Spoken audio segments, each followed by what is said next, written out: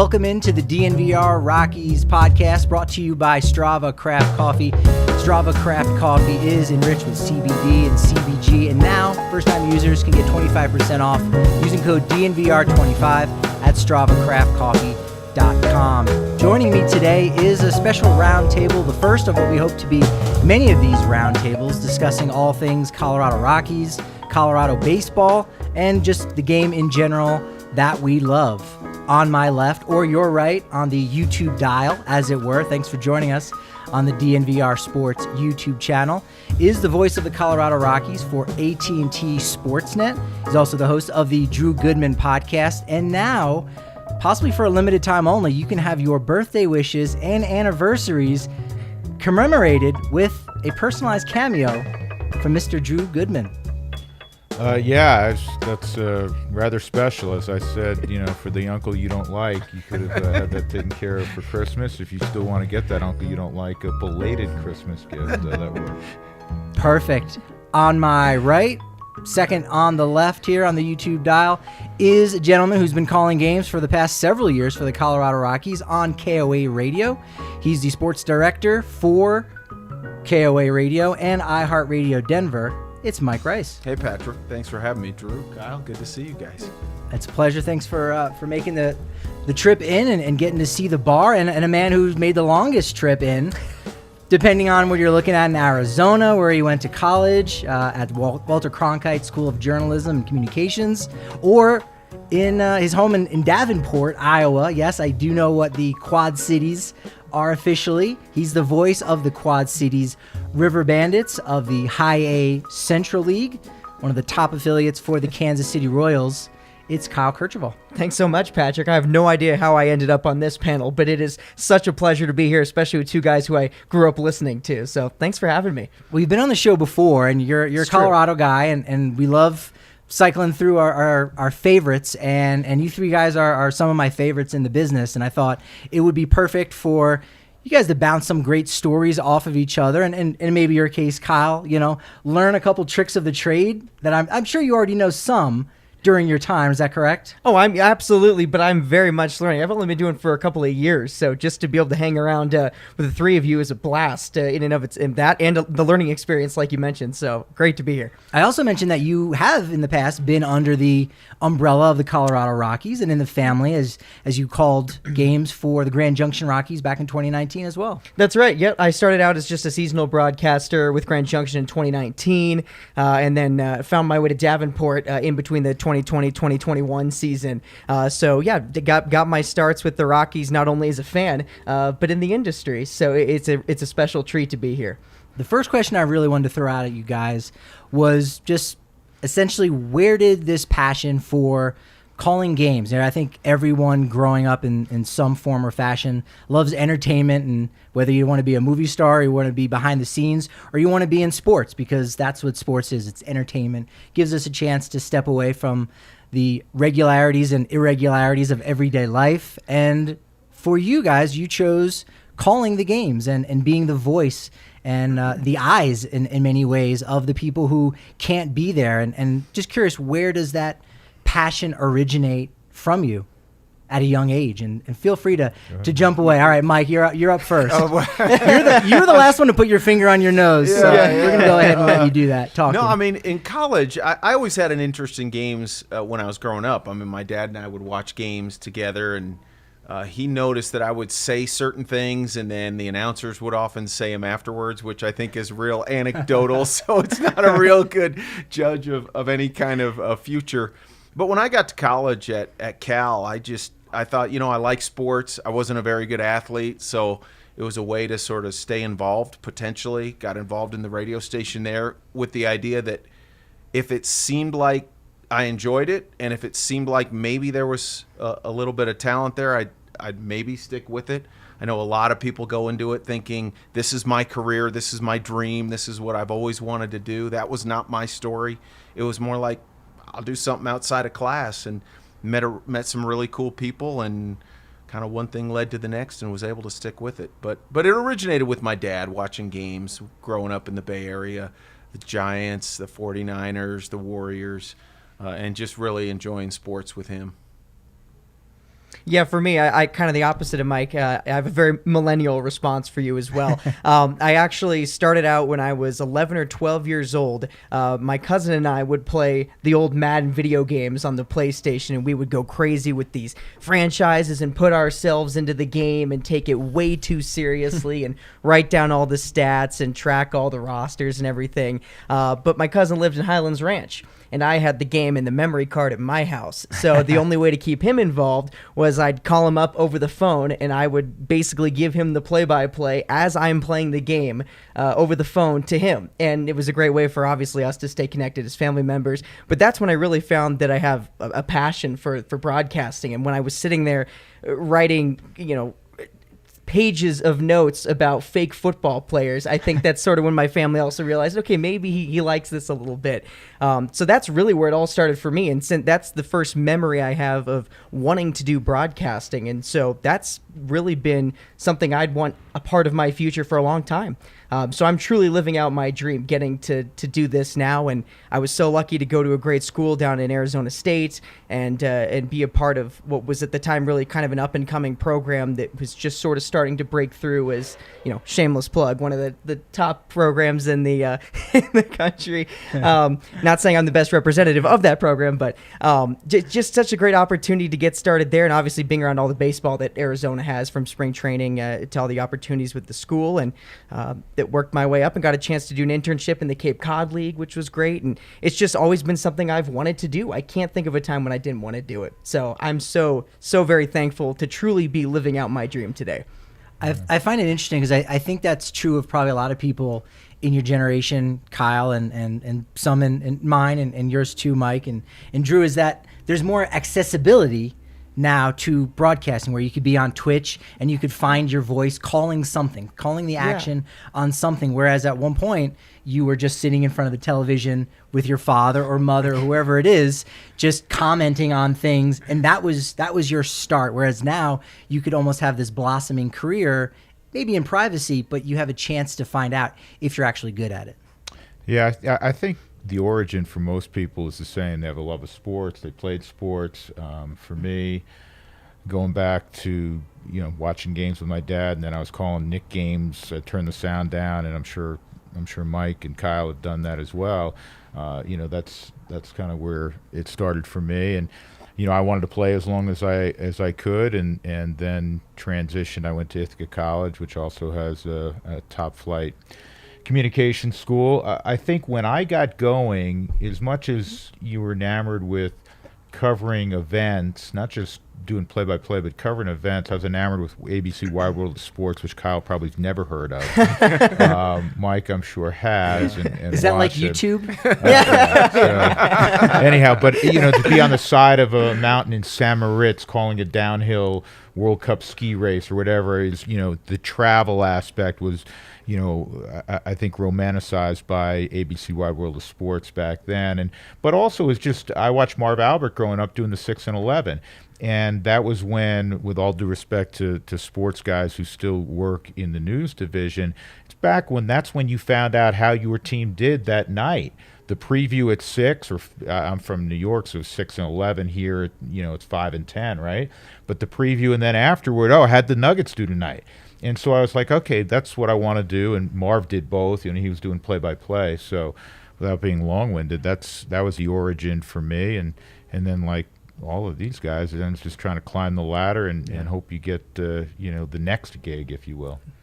Yeah, Howard Cosell, of course, one of the big names and voices from ABC's Wide World of Sports, and as well as numerous other events that he was involved in. I imagine he had some impact on me, mainly just as being a kid also from the East Coast who saw him and knew how revered he was, and so his voice became the voice of God and became gospel, and he was someone that impacted me and my interest in wanting to get into sports media and get into radio and whatnot. For you, Marv Albert, Cosell, I imagine also. Yeah, it's interesting. Cosell lived in my hometown. I ran into him in the market a couple of times. I didn't know him at all, and he was an interesting, and 100 years from now he'll still be an interesting study in terms of he was trained as an attorney.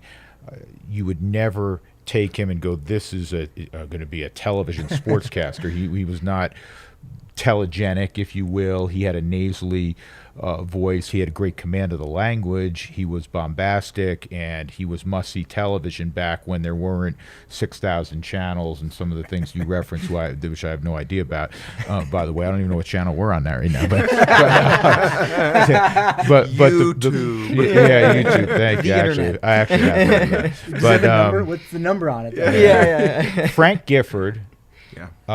The gift. Who's a the late Frank Gifford was a Hall of Fame football player, but he transitioned, as Pat Summerall did, to broadcasting. But Gifford often, like Jim McKay, was on the side of that mountain with Bob Beatty calling, a ski. I love skiing, so I keep gravitating toward that. Or it was a horse race somewhere, or cliff diving. Remember that in Acapulco? Yeah. Sometimes it wasn't mainstream sports, but I was like, wow, that is really cool. In addition to the love of football, basketball, baseball, and hockey, but those guys were the early pioneers, especially in television.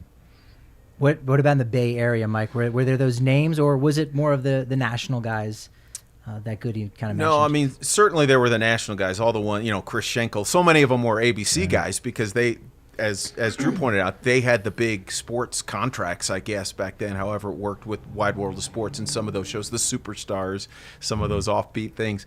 But, I mean, as far as radio goes, I have always, even going back to middle school, I've just always been a guy who's listened to radio. And when I was growing up, I mean, Bill King was one of my absolute favorites on radio play-by-play. He was so versatile. He could do any sport. He kind of combined an element of Cosell in terms of the command of the language and the literary acumen and all of that, the descriptive vocabulary. But he was fun to listen to because, he was so good at following it precisely, whether it be the Raiders. He did the Raiders for years, did the Oakland A's later on for many, many years. And now the late Bill King, unfortunately. Lon Simmons was a legend in the Bay Area, did the 49ers and also the A's.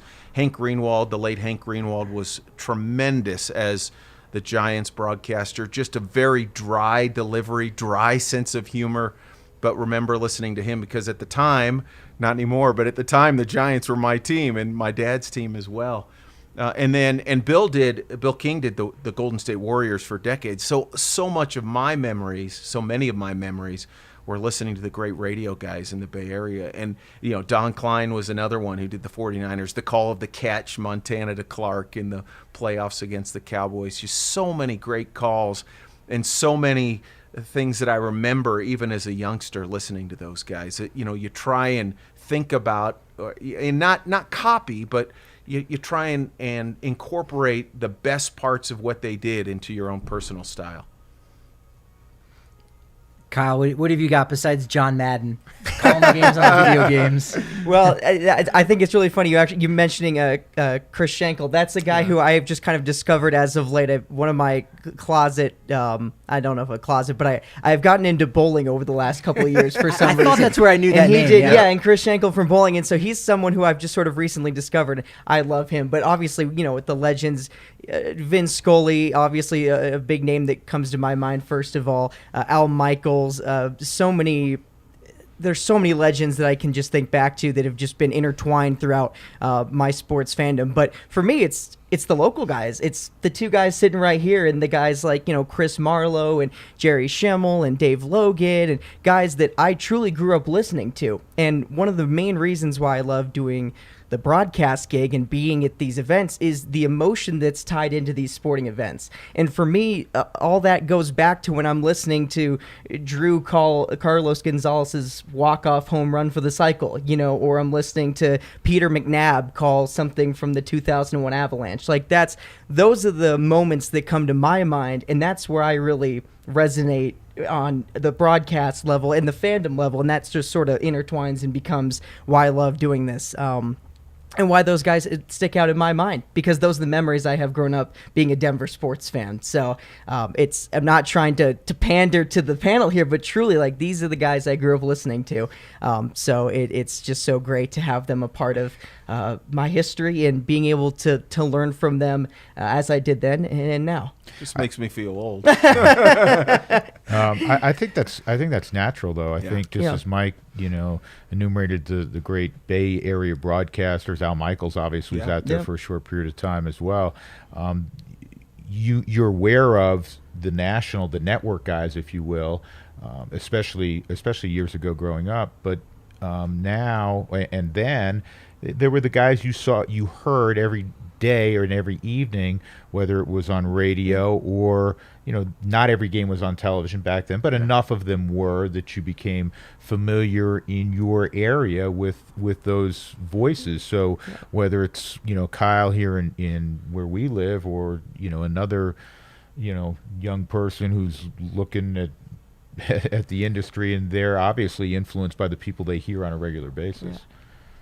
Do you think that, if you're a high schooler right now and you're interested, I think of this because as soon as I got out of high school, I had someone who took me under their wing and said, why do you want to do this? You probably, I don't know. This is a weird field. You discouraged me. And so my life took a quite circuitous route, if you will, to say the least, to kind of get back here. But, there might be those opportunities for kids out there on things like Twitch and YouTube and various other avenues with technology being so accessible lately. What's one thing that someone out there, if whether it could be a parent who has a child that's into this and may be successful at it, or may just want to try it out, or for some of the younger people that we do have some subscribers and some members to the DNVR, now only 50 cents for your first month for a subscription. If you want an annual membership, of course, you do get a free t-shirt. You get a bigger beer when you're down at the DNVR bar here on the corner of Colfax and York. But what's that advice that you'd give to someone out there if they think they may have the passion or they may have the drive and interest in becoming a broadcaster, whether it's play-by-play or otherwise? It's a great question. I would never discourage, no matter what the path or journey somebody wants to or aspires to take. I would never discourage anybody. I mean, you believe in your dreams and pursue your dreams. It's the entertainment industry. It's not easy. It's difficult. It's very subjective. I've often said, well, you and I have talked about Barry Bonds on almost on a weekly basis of late with the Hall of Fame balloting, and I'll use him as an example. From an objective standpoint, you cannot refute that Barry Bonds was a great player. Now, people who encountered him may or may not have liked him or whatever, that's a whole another situation. And what all of us do, you included, it's very subjective. Whether I like Goodman, I hate Goodman, I can't stand, especially now in social media, it's amplified. You reading my mind right now? Yeah, a ridiculous amount. But so you have to, I think, be aware of that it's very subjective, and you're going to hear no, just like people in the entertainment industry become accustomed to, whether you're a theater person or a vocalist or whatever, you're going to hear no frequently. That shouldn't be an indictment of who you are and your talent and what you continue to aspire to be. You just have to be able to persevere through that, sometimes either negativity or the answer you didn't want to hear, because all it will take is somebody else going, no, I like Mike Rice, as opposed to, or I like Kyle, or I like Patrick, or I like Goodman, right? So that's the tricky part. Now, I'll say this. There are far more games and opportunities in the broadcast industry than there were 30, 40, 50 years ago, clearly. By the same token, there are more, and forgive me for keep referencing you, Kyle, as a young person, but you are, right? Happy to be. Yeah, absolutely. I'm, wherever you are, you're happy to be, right? Yeah. But I think it's really important to understand that, there are more people who say, hey, this is viable, where for Mike and I, maybe years ago, or yourself, like, you say, well, that's great, but how many guys are going to be Pat Summerall? How many guys are going to be Chris Schenkel? So yeah, man, go for it. And there's a lot more paths, I think, to find a place that you may be content and be able to earn a living within the sports environment from a broadcasting standpoint. A roadblock doesn't mean your journey's over. It just means it's going to go a different route. Hey, if you, I don't care what industry you're in, but particularly this industry, you better get used to hearing no, and you better be able to handle that, and not. I mean, nobody wants to hear that, but you gotta have a toughness, probably more so than ever because of social media, also.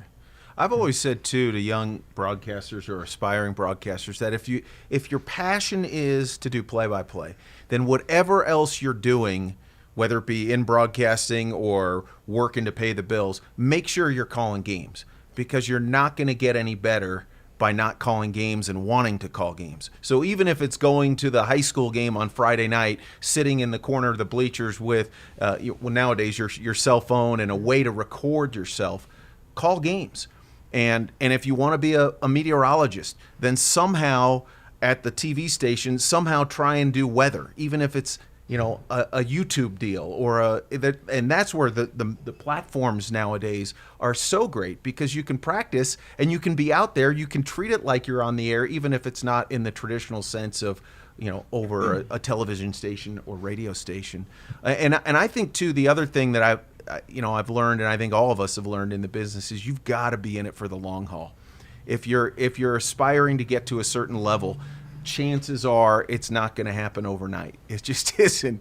And it does take a little while. Well, it took me a little while, I'll speak for myself, to maybe realize that it is a journey, and you've got to enjoy, as Drew referenced, where you are on the way to where you're going. And I think that's really important. Real quick, to pick up on what Mike said, and I couldn't agree more in terms of getting repetitions. I make a lot of analogies to athletics, and we'll take baseball, right? And if Kyle and I, or Patrick and I, or whatever, or all four of us were, equally gifted, if you will, in fielding ground balls, and we're all four of us shortstops, and you and I, field 25 ground balls and hit the showers, and Kyle's out there and fields 500 ground balls, chances are he's gonna be better at his craft if the talent level is all similar over a period of time. So get the reps, man. It's no different than playing.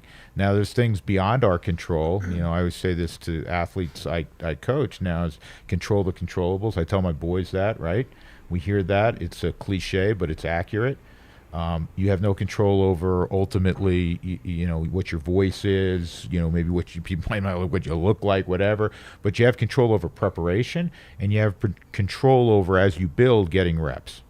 Because the reps can come, like Mike said, and I think we've all done this. I guarantee you Kyle's done it. I've done it. Mike's done it. You turn the sound down. You go to a game and sit far away from, so people don't look at you like you're nuts. And even back in the days with the Nuggets when no one was there, you could have gone and sat up in the rafters for, probably got in inexpensively and called the damn game. Set up your own boards. You can do that now with the internet. I mean, you can prepare almost the same way that we all do. Absolutely. The repetitions are huge. Finding a way just to get your foot in the door any way you can. But for me, I think one of the big things is forging great relationships has been huge for me. Because as Drew mentioned, there's so many people that want to get into the industry, and there's so many people that are super talented and deserve to have a spot in the industry somewhere.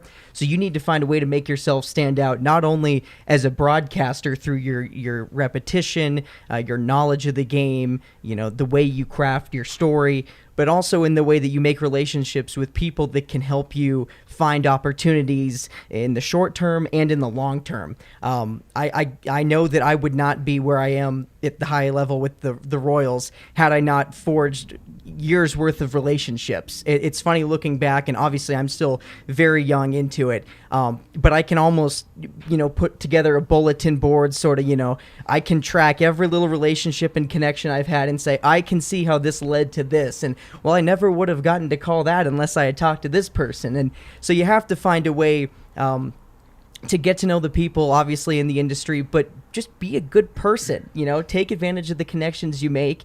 And when people are looking through, when your employer, that GM at that minor league team, is looking at, 50 different resumes and listening to tape after tape, you need to give that guy a reason, or that woman a reason to go, I remember that Kyle guy. I remember him. He was a good broadcaster, but I think he'd fit in well here with our organization.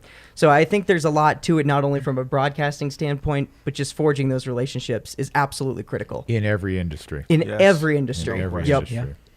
Yeah, well, to your point, Goody, it's the idea of if Kyle's going out and taking 200 more ground balls, he's at least showing that extra bit of effort that's now potentially a separator for him. And I think for me, at certain points in my career, I sort of think you got to fake it till you make it. And so if that means sitting up in the upper deck and calling the game, talking to yourself to try to figure it out, or like I did several years ago, as you said, just kind of saying, all right, if you find the right people and you surround yourself with a good support system and with the technology that's available to you, you can go out and do something. And so I convinced the owner and general manager of the Boulder Collegians, hey, can I call play-by-play games for you guys in the summer? And I knew who to tap into. And long story short, okay, here we are, opening day at Scott Carpenter Park, and let's do this. Let's see what it looks like.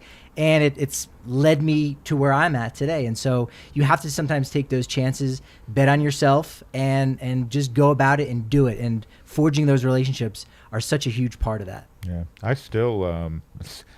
still occasionally will, if not turn the sound down, I'm not recording it, but I'll, a couple of years ago, for a few years, I was doing ESPN college football and NFL games on radio.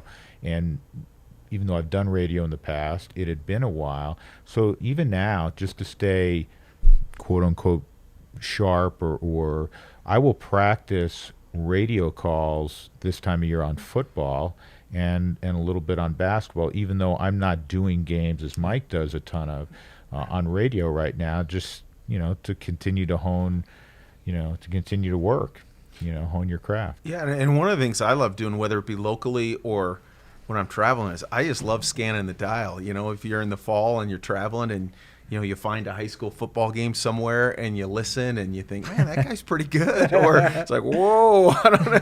But it's fun because you sort of step out of your own routine and the way you view what you do, and you learn from listening to other, and not just guys anymore, listening to gals too, which I think is great. Seeing more females in the business and calling games, because that's relatively new too. And I love doing that.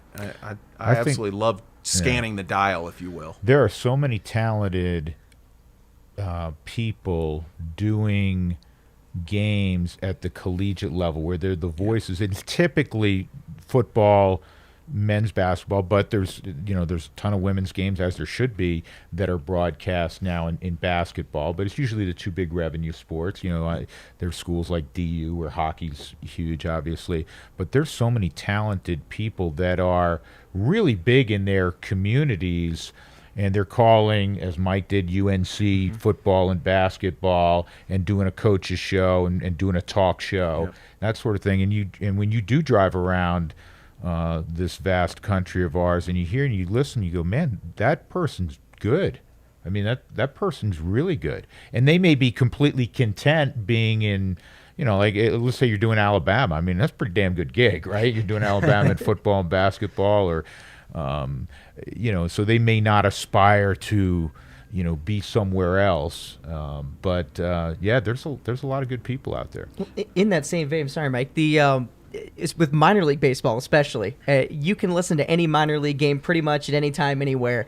And I love just listening to any random game I can find, because, like you guys were saying, there's so many talented broadcasters that I've never met, never heard of. I haven't been listening to a Richmond Flying Squirrels game recently, but I'm just going to tune in and listen to what's going on there. And I guarantee you, in the first 20 minutes of listening to that broadcast, I go, oh, that's something I'd like. Like, that's great. I'm going to steal from that guy. Like, I love what he just did with that. I'm going to try to incorporate that into my broadcast somehow. You can listen to sports anywhere, anytime now. So take advantage of that. It's so easy just to immerse yourselves in everyone's different style and, obviously not steal, but grab little pieces and learn, because it's so accessible now. Yeah. There's two things I always point out when younger broadcasters or aspiring broadcasters approach me, and that is the number one piece of advice is be yourself. Be yourself. You may be enamored with the Richmond Flying Squirrels. It's a great name. Or the Hartford Yard Goat. Whoever's doing the games, right? But you can't be that. You have to be you, and you on the air has to be somewhere within the confines of who you are when you're walking around. In general, I mean, it has to be part of your personality. I think that's that's really important. And I've kind of lost my train of thought on what the second thing was, but you have to be yourself, number one, and that's the first thing I always say. Yeah, and I think though, to pick up on that, I think for me anyway, it took time to sort of learn okay, what is my personality, and then how does that translate to really telling the story of the game you're broadcasting? Because ultimately, that's what you're there for. That was just my second point. Yeah. The people tune in. We all know this, but sometimes there are people that lose sight of. They think it's about them. When people are listening to a game in Davenport, Iowa, okay, they're fans of that team, and all we can do, I believe this to my core, is hopefully. And there's not going to be unanimity out there. I mean, you probably find people who didn't like the great Vin Scully, as hard as that is to believe, right? But all that does is enhance the enjoyment and maybe the information piece of the person listening or watching. Because when I know this, when they're watching the Rockies play the Dodgers on a Thursday night, they're tuning in because they're a Rockies fan, if it's this region, or maybe they're a displaced person from Southern California. They're tuning in to watch the game. And all we can do is hopefully be, an addition, a complement to what they're viewing. It's not about the person behind the mic.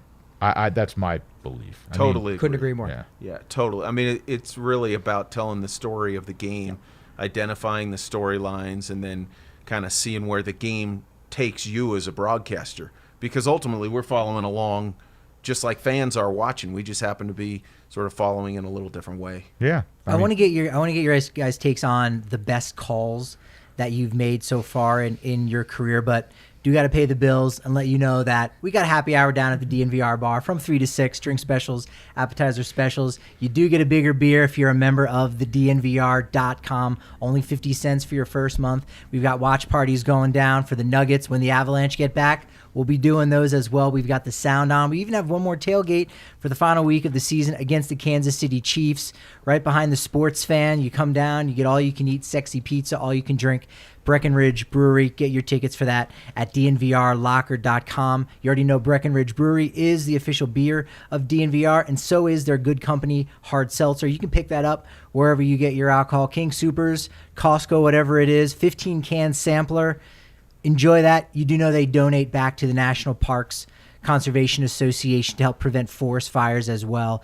It's Good Company hard seltzer by Breckenridge Brewery. And the NFL season is winding down. As you know, the playoffs will be here before you know it. And at DraftKings Sportsbook, an official sports betting partner of the NFL, the offers are getting even more amazing. New customers can bet just $5 on any NFL team to win their game. And if they do, you win $200 in free bets. So don't miss out on this action. DraftKings Sportsbook customers can also get NFL action with same-game parlays. Combine multiple bets from the same game for a bigger payout. The more legs you add, the more money you can win. DraftKings is safe, secure, and reliable. And best of all, you can deposit and withdraw your cash whenever you want. So download the DraftKings Sportsbook app now and use promo code DNVR. Bet just $5 on any team to win their game and win $200 in free bets with promo code DNVR this week with DraftKings Sportsbook, an official sports betting partner of the NFL. Must be 21 or older, Colorado only, new customers only, restrictions apply. See DraftKings.com/sportsbook for details. Gambling problem? Call 1-800-522-4700. Kyle, correct me if I'm wrong, but would you say the best call that you've had in your career was probably the last game that you had for the River Bandits, as it wasn't just the final game of the season, as we typically know the regular season to be? Would that be correct? Yeah, I mean, it's tough to say, Patrick. That's definitely one of them. That is definitely one of them. I got ridiculously lucky in Quad Cities this season, having a team that was easily the best team in the division. Went on to win the championship. Had prospects like Asa Lacy and Nick Lofton for all you Royals fans out there. But not only did they win a championship, I got to call a no-hitter. I got to call a walk-off home run for a cycle. It was like pick and choose what you'd like to do. All these milestone moments that, broadcasters probably wait 10 or 15 years to hope to call one. I got to call them all in one season. So I got very lucky. The High A Central Championship, definitely a special moment. For me, though, I think one that really stands out was just opening day this year. After everything we've been through as, not only sports fans, but just as human beings living in 2020, 2021, almost 2022 now somehow, it was so great just to put that headset on, look down into a minor league park and see fans with hot dogs and drinks filling the seats, kids playing catch out on the berm. It was just such a special moment to be back in baseball again and to just feel a semblance of normalcy. That definitely stands out as the big takeaway from this year for me, for sure. Yeah, opening day, what was that like with fans back in the ballpark? Drew and Mike, for the last 2 years, you've had to call road games. Wouldn't say the comfort of your own home, because you still got to come into the ballpark to call those games, but you're just watching it on TV, calling it.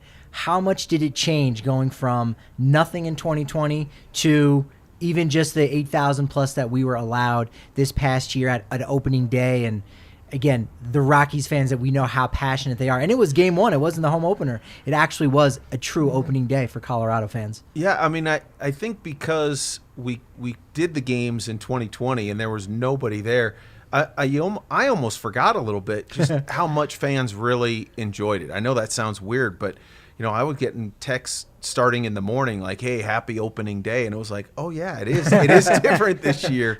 And it was fun. It's just so great to, especially with baseball, because opening day is such an event, as we all know, and just to have fans be able to experience that again, whether you're a Rockies fan at Coors Field or whatever your favorite team is you're following. If you're in Denver, following around the country, you sort of realize what you missed the year before, and I thought it was great that all of us could experience that again. Yeah, the energy it's completely different.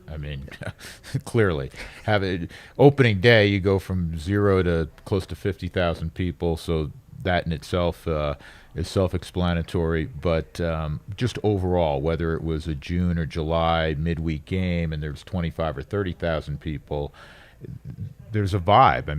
We're so accustomed to watching sports. Even at the high school level, you go to a game and there's 100, 200, 300, whatever it is. There's some energy there, and that's what the fans certainly and obviously provide. Yeah, that's so interesting to think that, in 2020 when there were no fans, we also weren't able down on the field.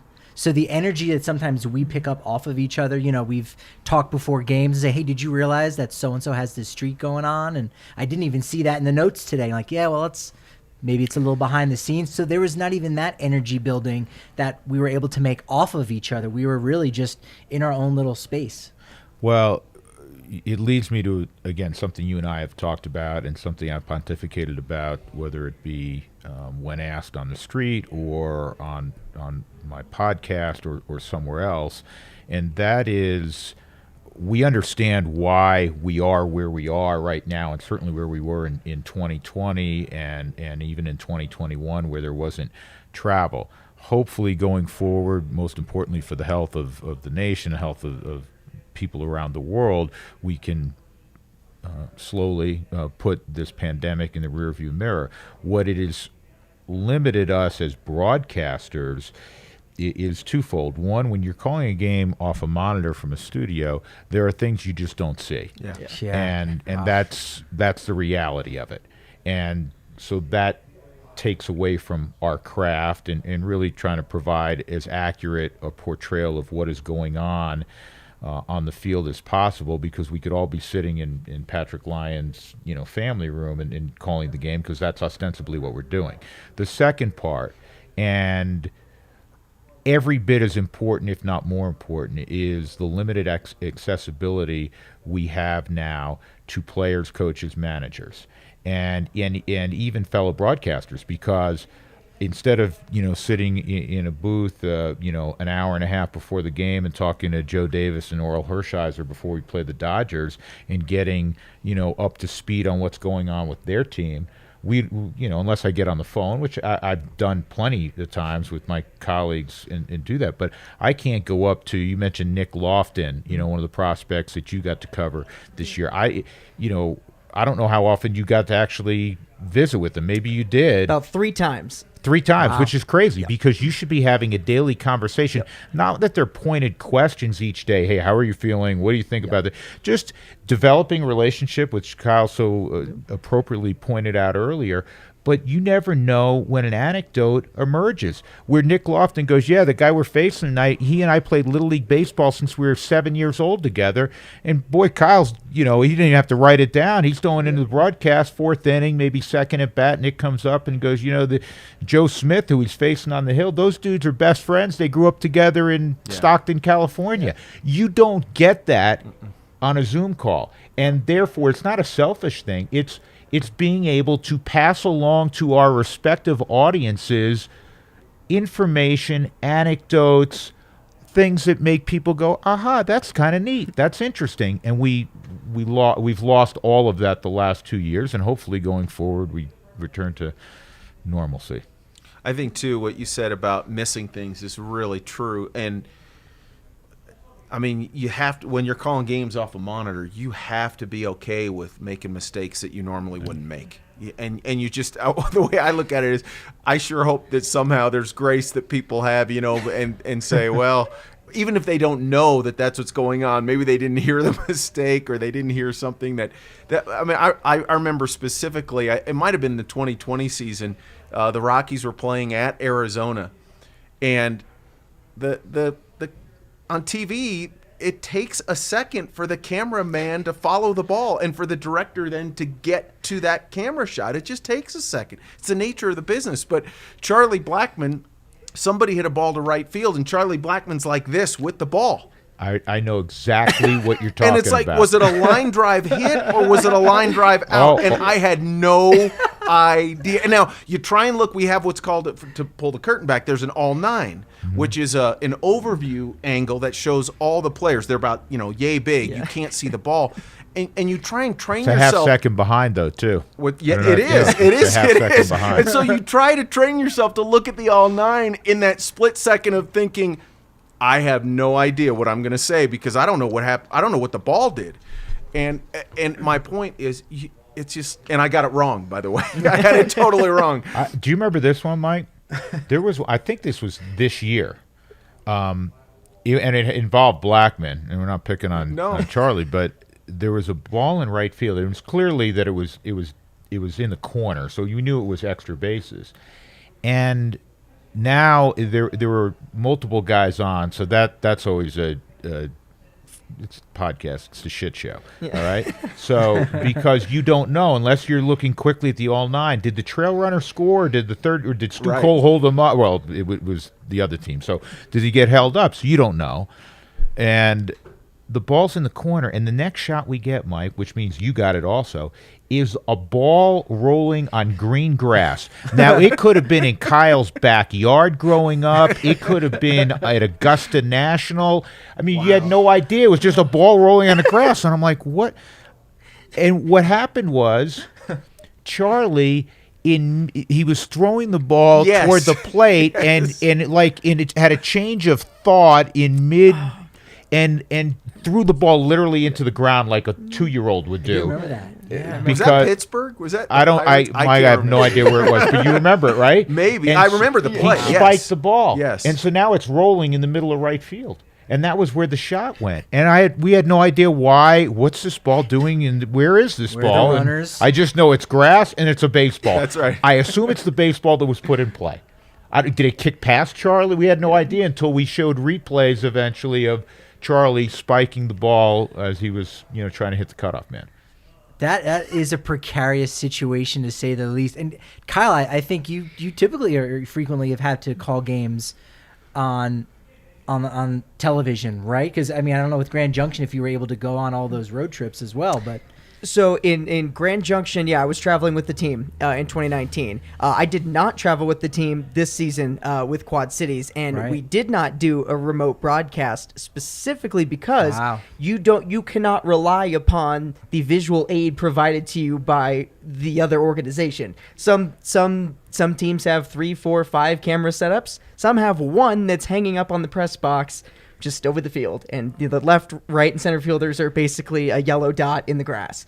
It would be impossible to call a game under those circumstances. So we didn't do that. We did that purely from we just wanted a higher quality product. We can't provide anything good, so let's just hand the reins over to the other broadcast, which you can of course do in minor league baseball with everything being streamed online. But those are some horror stories that fortunately I did not have to partake in this last year. But absolutely, if there's so much that goes into the game aside from just watching the pitch and where the ball goes into the field. You were touching on the base runners. What are the other outfielders doing? Where's the pitcher lining up to back up the play? Where there's all these other variables that go into it. And if you're restricted to just the view of the ball on the grass or just Charlie Blackmon holding the baseball waist high, what are you going to do? I mean, it is very challenging. And so my hats are off to these guys and, of course, everybody that put together some kind of remote broadcast over these last couple of years, because it is not easy. In the early 1900s, and I mean maybe even up to the 10s and 20s, that was kind of how games were called, right? They would almost they weren't faxes. Why did you say right and look at me? I'm speechless. I've got nothing on that one. I've got no good quip to come back on that. But you remember those days, Drew. Very well. No. You'd commute to work on a dinosaur, all that. But they would, people would even go and they would stand like in a square, almost like a McGregor square, and there'd be a gigantic billboard, and someone would get a piece of paper, and then they would show, hey, Babe Ruth just hit a double. Now he's on second base. A run scored, because that was the only way that we were able to get communication on what happened in those games. And so the broadcasters, I'm sure, did that as well in many ways. And I don't know if they had to make up little details here and there. And that's that was the next question is, what do you do in those moments? What's one of the worst, maybe not call that you've ever made, but how creative did you have to get? Goody, I feel like you even mentioned something at one point in your career where you were just giving shout outs to people you played baseball with back in Little League because you didn't know who the players were. You didn't get the roster of who was on the opposing team. So you just got to figure it out. Yeah. I want to hear about those moments where, again, the audience at home doesn't really have any idea what's going on. So you might as well call the play. They just don't necessarily need to know who's, running with the ball for 15 yards or who did actually hit that double. What's the identity of that guy? What are those crazy stories that you've had in your careers? I've never taken, for the record, I've never taken anybody that I played with or grew up with and inserted them on the field. I have inserted them in the stands, though. I remember when I was doing the Nuggets, there'd be a pass, it was errant, and it landed, and Mike Rice is sitting in the front row, and he catches it, and I'd say, "Oh, David Kate, nice catch," in the first, some guy I grew up with or whatever. The only time, and again, Kyle, who's doing minor league baseball right now, will appreciate this. I was doing a Denver Zephyr Columbus Clippers game back in the day, and it was in Columbus. And Bucky Dent was the manager of the Columbus Clippers then. He was not the pitching coach. He was the manager. And in my multitude of notes and all of a sudden, and I was doing radio, and the pitching coach goes out to visit with the pitcher for Columbus. And I'm like, oh, my gosh, where's this guy's name? Now, this game was not being televised. I knew that. So no one can see, and we all have in this clock in our head where 1,000, 2 1,000. I got to say something now, right? Yeah. Oh yeah. So I'm like, F it. Bucky Dent going out to the mound to visit with Mike Rice, the right-hander. It wasn't Bucky Dent. It was the pitching coach, but I couldn't find the pitching coach's name, so I made him Bucky Dent. Nobody would know. Bucky bleeping Dent. Yeah. I remember years ago I was calling and Drew referenced my time calling Northern Colorado. I was doing a high school football game, and I remember the school. It was Valley against Fort Lupton, and the press box. It was one of those dim press boxes. I haven't been to Fort Lupton High School in years. It's probably really nice now with all the people there. But at that point, it was just a cornfield, and one of the kids for, I think it was Fort Lupton, intercepted the ball, or he was on a breakaway. I can't remember if it was a running back or an interception, and I couldn't find his name. So I looked down to my roster, and I called the touchdown because there was nobody that was going to touch this kid. And I look up, and the kid is sprawled at the 10-yard line. And I'm like, I had no idea what happened. Well, he tripped. And, and so then you have to backtrack and say the turf monster got him. But then it's like, why didn't you say that if you're watching the play? It was just a terrible call.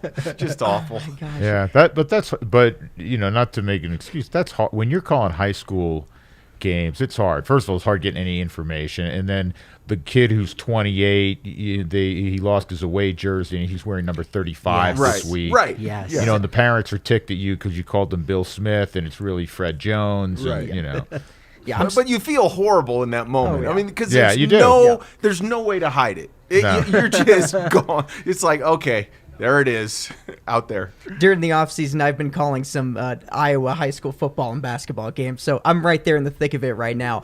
One of the moments that stands out to me this last year, like I said, we weren't doing a remote broadcast. Quad Cities, we were on the road, taking on the Peoria Chiefs in Peoria, and it's the second or third series of the season. And just in the way in high school when, someone loses a jersey or whatever, that can sometimes happen in minor league baseball. They'll slip a jersey on another guy just to get him out there, or, put the manager's jersey on this guy, he'll be fine. It was 6th or 7th inning.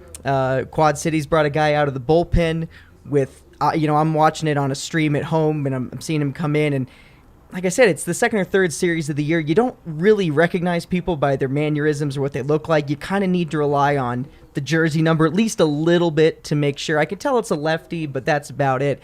And he's coming in. I'm listening to the Peoria broadcaster trying to identify who this is, and he can't figure it out. And my phone buzzes, and it's a text from him saying, "Who is 16?" And I'm like, we don't have a 16.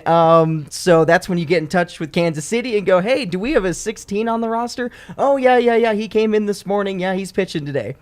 "Okay, great. It's this guy," and there you go. And you find out a couple of pitches into the inning that, Christian Chamberlain's now pitching for Quad Cities. He came up from Arizona yesterday. And Very specific example there. Yeah. And you know what? And I think it's perfectly okay to take people behind the curtain a little bit and just be honest and say, "Hey, folks, we do that. In spring training, this happens all the time." I was going to say the same thing. And 88's in the yeah. game, and he's not on the travel roster or whatever. He came up from minor league camp, and you have no idea. And it's okay to say that. Yeah. Rather than go, "Oh, I'm not sure," It's okay. Just like I found it the last couple of years when we're doing these remote broadcasts to say, "Folks, I'd love to tell you what happened. I don't know how Charlie, why the baseball's in them, but we're watching it on a monitor just like you are." And it's okay. Yeah, one of the things you learn in spring training that I learned the hard way is you better know where that travel roster is. And what it is, it's just every game you get from me, for those who don't know, you get a list of, if your team is the road team, or even for the road team that you're calling, if your home team is playing someone else, you get a roster of who made the trip and what their numbers are, and the minor league call-ups, because with spring training being a little bit wonky the last year or so, certainly last year, I mean, guys would get in because games were 7 innings sometimes, or 8 innings or whatever. So I learned the hard way. You better not lose that travel roster. Yeah, from the 6th inning on, especially the first half of spring training, you're going to see especially when you have wholesale changes. It's, interesting. That can get wild, but what's not wild is one of our new sponsors, Snooze Mattress and SnoozeSleep.com. Their Snooze Flip is the most universal mattress on the planet. It's designed to fit every body, because you know what you want today might not be what your body needs tomorrow. As you get older, maybe you get a little fitter, you might get heavier, but again, you definitely get a lot older. Now when you use code DNVR at SnoozeSleep.com, you can receive $250 off a mattress and $250 off an adjustable base by using code DNVR. Listen up, fellas. This episode of DNVR Rockies is brought to you by our favorite producers of those beard trimmers, as it were, Manscaped.com. The global leaders in below-the-waist grooming are leaving 2021 with a new product. Get clean and refreshed in the new year with their ultra-premium body wash. Also, special offer alert, Use code DNVR for 20% off and free shipping at manscaped.com. 4 million men already trust Manscaped. It's time you join them. Well, Kyle, as you said, you're calling some games in Iowa football, and that's probably one of the common questions I imagine some of you, if people see you on the street or if they want a cameo from you. Hey, Drew, how are you keeping yourself busy in the offseason? There's no baseball. We're all baseball guys up here. How do you keep busy? Is it just calling other sports? Is it practicing, like you said, Goody, other sports just to stay sharp? What do you do to either get ready or just enjoy that downtime during the offseason? So there's a little bit of both. I'm luckily to be in the full-time capacity with Quad Cities. So as everything is in minor league baseball, just because it says broadcaster on your business card, that does not mean that's all you're doing. You're selling tickets, you're selling sponsorships, you're the mascot if you need to be. We do everything. So I'm busy in the off season doing stuff there. But from a broadcasting standpoint, yeah, I was fortunate to get a chance to do some Iowa high school boys basketball and some football this year. Trying to balance that with the schedule has been interesting. But just to, as Drew mentioned earlier on in the podcast, just to find a way to stay fresh, you have to keep broadcasting it. I know for me, and I know there are many more talented broadcasters out there that can probably get away with this. But for me, if I go a full off season without calling a game, the opening day next season is going to be a train wreck. Like I have to find a way to stay fresh, and you can only do so much preparation. But until that until you go live and you realize, oh yeah, we're doing this again. You got to channel back. What did I do last year? You have to find a way to stay fresh. So I've been doing some of those high school games, and there's just so many people in the industry to get to know. Obviously, I'm disappointed. There no winter meetings this year for us, and that's a big thing for minor league guys, especially to get out there and meet everyone else out in the baseball industry. So I'm missing that a little bit this year, but it's been great to try to stay connected with everybody. Mike, you call some other games. That was going to be one of my other questions too, is what are some of the interesting sports that you've done in the off seasons past? I think you called arena football at one point. Is that right? Yeah, I've done an arena game or two. When I was calling Northern Colorado games, I loved calling volleyball. Volleyball on the radio is really, really fun. It's sort of that mix between football, because you have the side outs, and basketball of the action while the ball's in play. That I always enjoyed that. We actually for a couple of years we tried wrestling on radio, and that was kind of I don't know how well that worked. It wasn't for lack of trying, but that was, it's just hard to describe a wrestling move on Greco-Roman or pro? It was collegiate wrestling, so it was freestyle, right? I guess. I mean, it wasn't Greco-Roman. It wasn't single leg takedown. down. Yes, you ordered 2 points. Yeah, that's right. But no, during the off season, I do a little part-time work with Valor Christian High School and coach up some of their kids who, they have the Valor Sports Network, and it's a lot of fun to really, see the kid. I never had the opportunity in high school to be involved in broadcasting. I can only imagine for the kids who really kind of take to it and want to pursue it. And it's not just Valor. There's a lot of schools now who are, have their own broadcasts and all. And I think that's just awesome, because it really gives young people a chance to get a leg up and to really experience it and to see, is this something I want to pursue? Because I started, my second year in college, which I felt was really late at that point. So help the kids and call a few games for Valor Christian, stay up on the Avs and Nuggets and the other sports teams, and try and get a little downtime with the boys too. Goody, I know you've done some high school coaching as well, right? Yeah, Baseball? I coach at Arapahoe on their baseball staff, and I do some college basketball, Pac-12 Network, and some other entities, and obviously my weekly podcast, and go skiing tomorrow, and play a lot of tennis. And have you ever called tennis before? I'm curious of the maybe not the strangest sports, because hey, tennis and strange. To everyone. Your sport that you love is your sport, but again, that's kind of outside the box. Volleyball, right? Tennis is. I don't think I've ever turned the radio on and listened to a tennis game, but yeah, I've done tennis on television. In 1990. I did the ATP Tour, which was on Prime Network, a network that doesn't exist any longer. But in fact, I did the first ATP event in mainland China. It was in Beijing, and appropriately, American Michael Chang, who had routes very to good. China, won the event. Wow. So I do, when you asked earlier us about what you recollect and calls, and you and I again have talked about this before. For me, I don't even know who won the game the night before. I have really good short-term retention. I study for the game, and I can give you all sorts of superfluous and stats going in, but the next day I've let it all go. But I do remember that. Earlier we were talking about journey and relationships, and I think it's so important.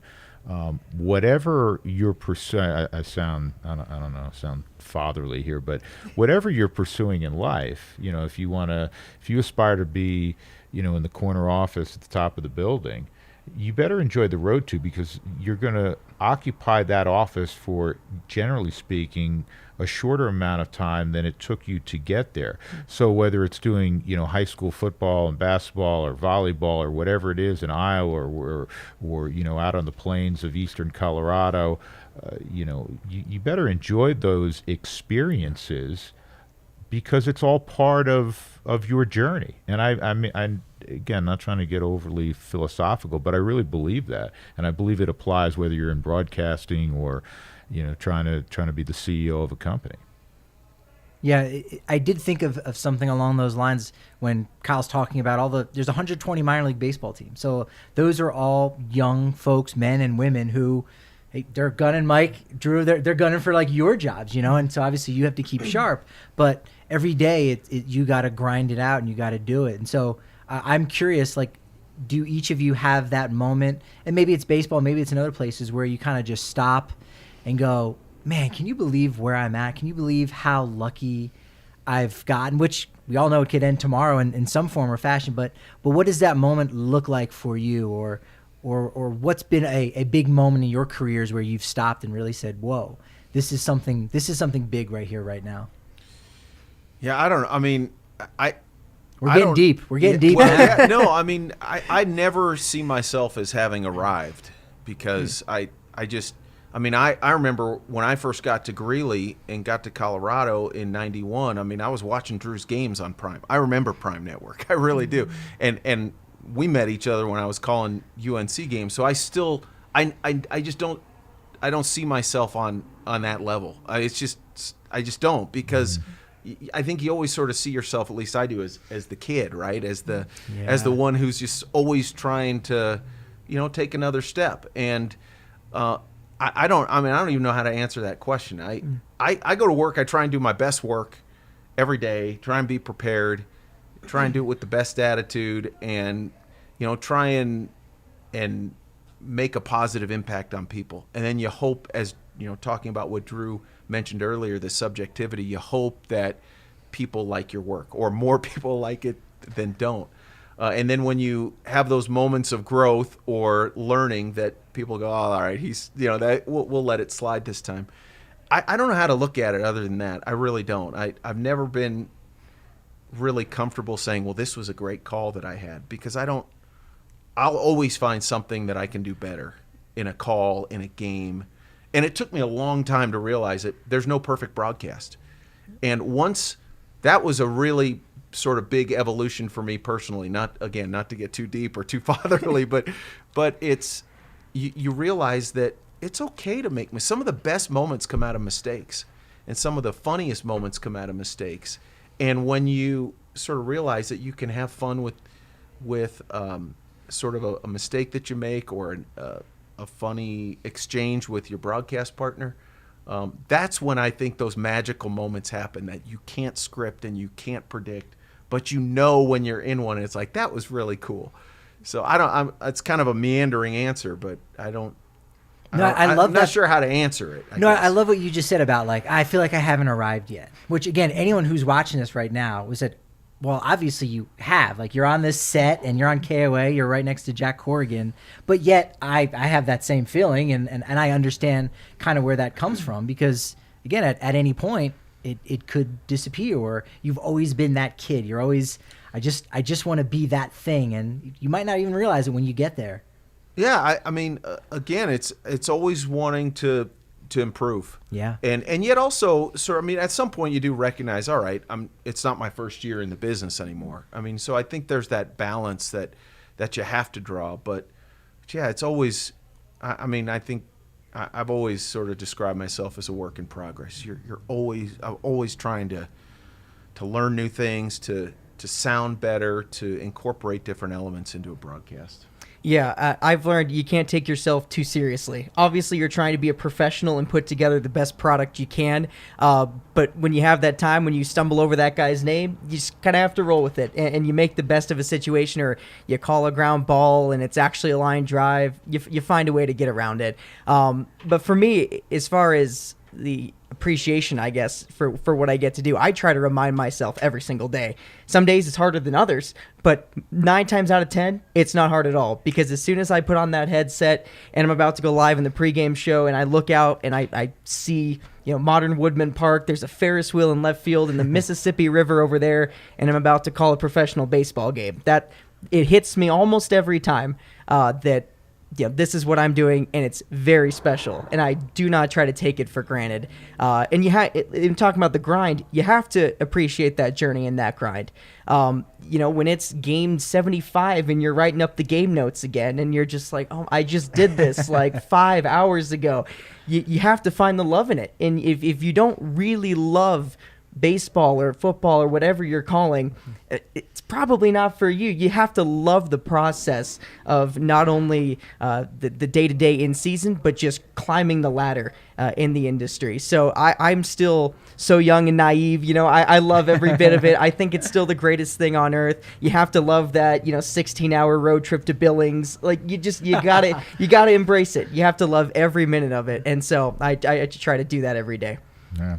That's an awesome attitude, and for both. Not that my advice or thought on it means anything, but I will tell you, and I'm not being gratuitous here, I've been fortunate and privileged to do what I do for now 35, 36 years, and I never take it for granted. I continue hopefully to learn, and as Mike said and Kyle said, you're always trying to get better. And there are numerous times during a season I'll be walking down, up the stairs from the dugout onto the field, or down the stairs from the clubhouse, last couple of years aside because we haven't had the same access, and it's Dodger Stadium, or it's Citi Field in New York, or it's Wrigley Field, and you pinch yourself because you're so fortunate to do what you do, and so I try never to take it for granted, and I mean that. I really do. I'm not just saying it because it sounds like the right answer, and I feel that, and I think it's a good thing to do to remind yourself, because there are going to be times where you're grinding, and there are times where you get frustrated, and there are times where I'm an extremely competitive person, and I've learned to kind of hone back sometimes when I want to get pissed off. I'm still rather immature. So, but the overall thing, to remind yourself of that, I do it on a regular basis, and obviously these guys do as well, based on what they said. And we're lucky, man. We're lucky. Yeah, it's living the dream, because I can, as you're talking, I can think about all those stadiums and what they've looked like when I get my ticket ripped, right, or scanned now at this point, with my dad going to ball games, and now to be able to go to those stadiums and to be working it, right, to get paid, and that's you're now on the other side. That is, it's magical, it's special, but you're still that same person. You're still that kid, as you said, Mike, that just was a fan, and you're still a fan. You never stop being that fan, and yet it's what you do. Yeah, and you do look at it differently, certainly. I mean, when I go to a game now as a fan with my boys, I mean, I don't. I almost have to remind myself to cheer, because it's just it just sort of burns out of you. I mean, because that's not part of broadcasting a game usually, anyway, except for maybe some really special moments. But no, I mean, you have to appreciate it. How can you not? I've always said it's not digging ditches, and it's working, but it's hardly working at the same time. I mean, what we get to do is amazing. And like Drew and like Kyle said, I try and be grateful for it every day, because the alternatives are are just not as good. Doug Moe had a great line years ago. He said, and Doug would fire his jacket and everything, but he would always remind, I think, himself and those around him that we're all working in the toy store of life. Right. It's sports. At the end of the day, it's sports. So I love that. Before we go out here, two more little talking points. One, I got to hear your worst road story. And so, Kyle, you said, and again, I'm sure it's nothing when you're in the majors, but the bus trip, or like you said, to Billings, it's 16 hours, really? Yeah, I think because we were coming from Colorado Springs, so yeah, it was the longest trip you could have taken, I think, geographically. But yeah, the road trips, obviously, I mean, that's just quintessential minor league baseball. The road trip, I learned, I forgot to bring a pillow on our first road trip of the year, and everyone was looking at me like, really? Like, sorry, this is new. Like, I'm new to this. That's my bad. But it's those little things. I remember the hotel we would stay at.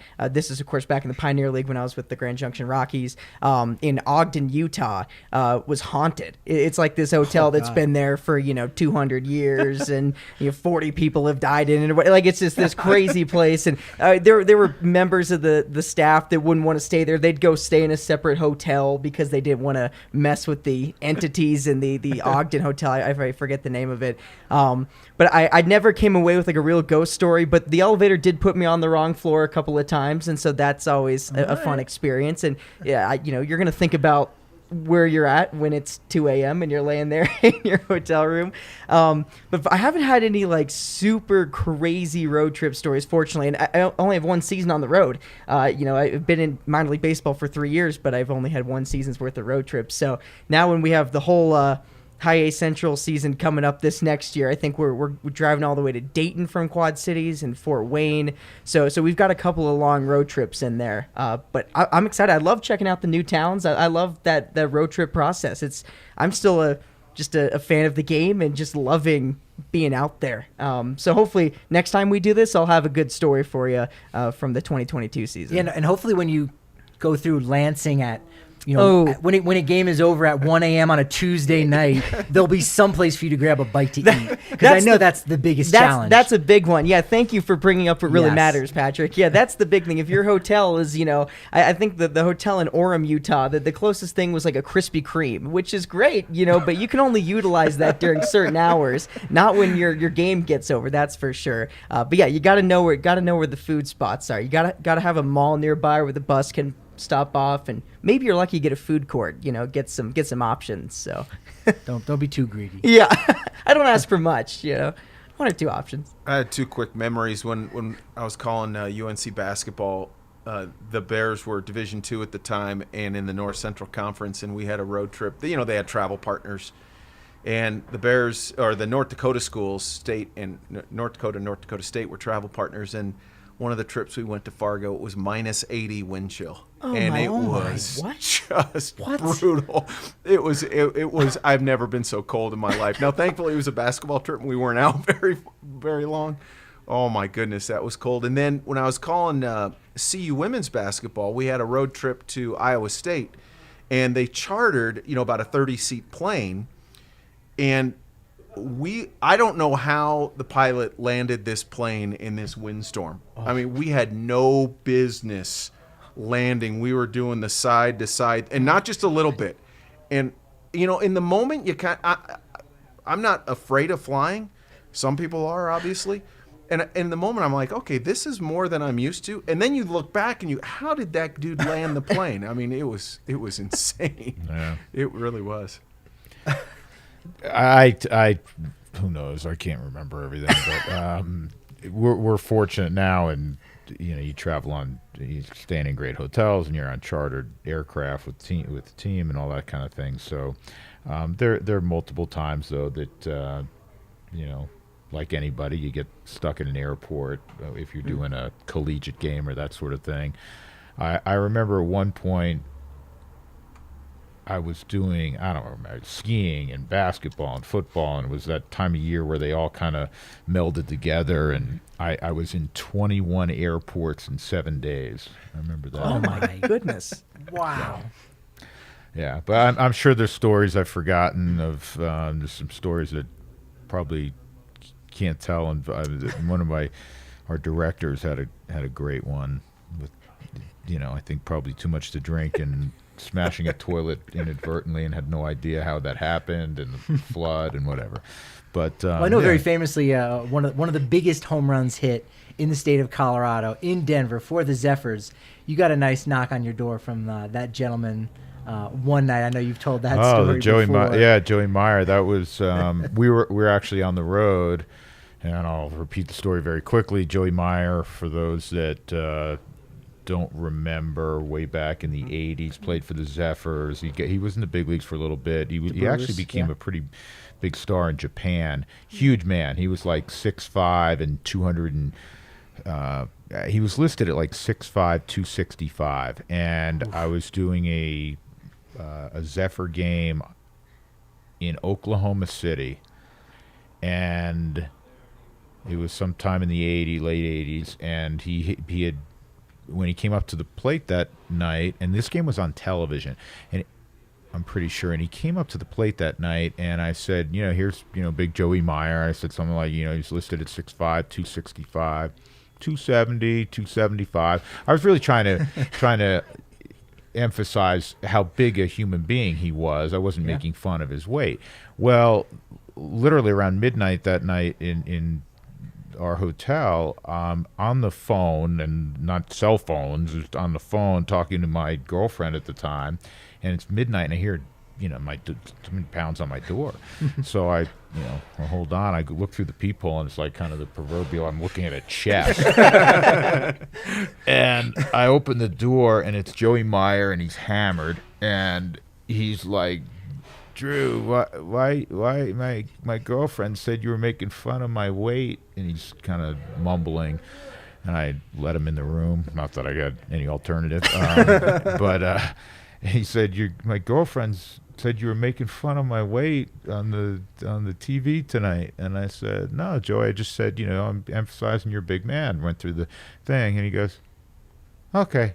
And he turned around and he walked back out. I didn't know if he was going to throw me out the window or what was going to transpire, and my whatever version of what I said appeased him.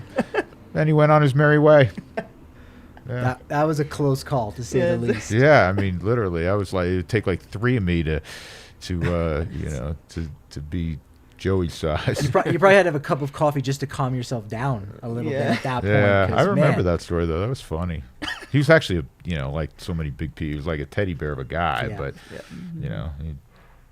he was, had a couple libations and thought he would come visit.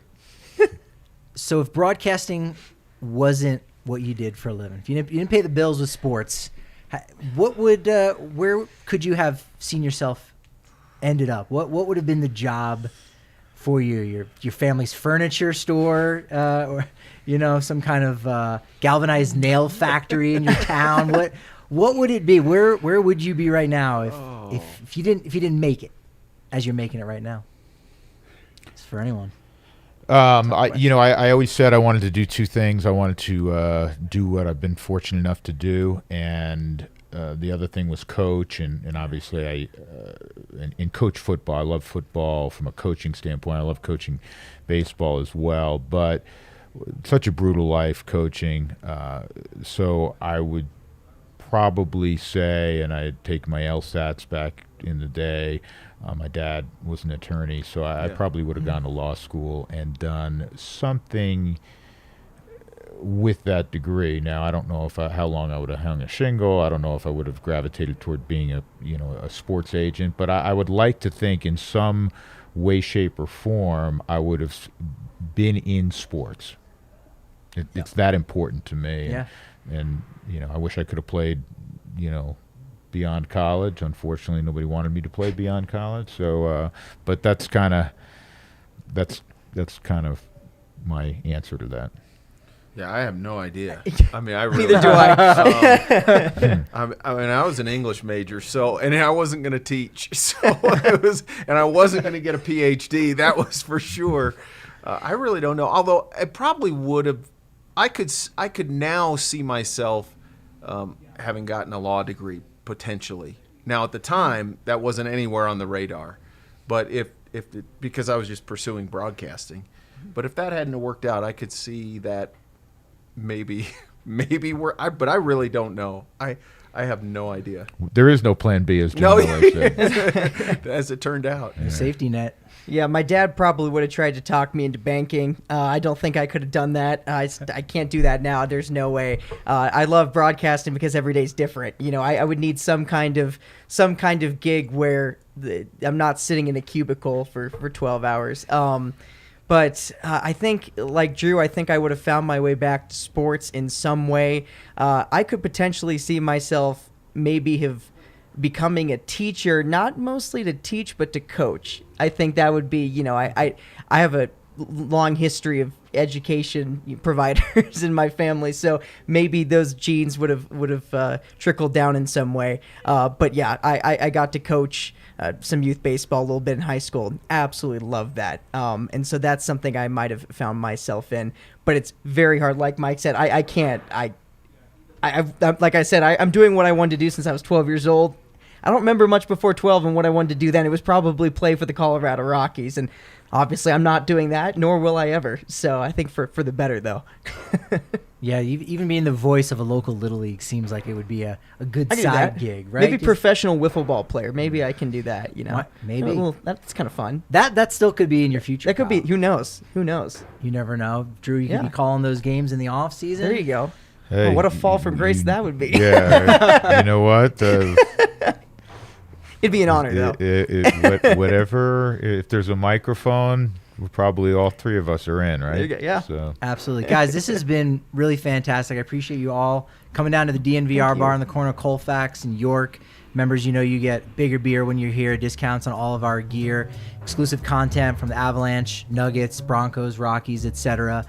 This is fantastic. Thank you for piloting this program. I'm hoping to do some more like this. We'll have to have you back, and after each of you calls another championship series, you know, we'll do it again, put it on the books. It'll be fun.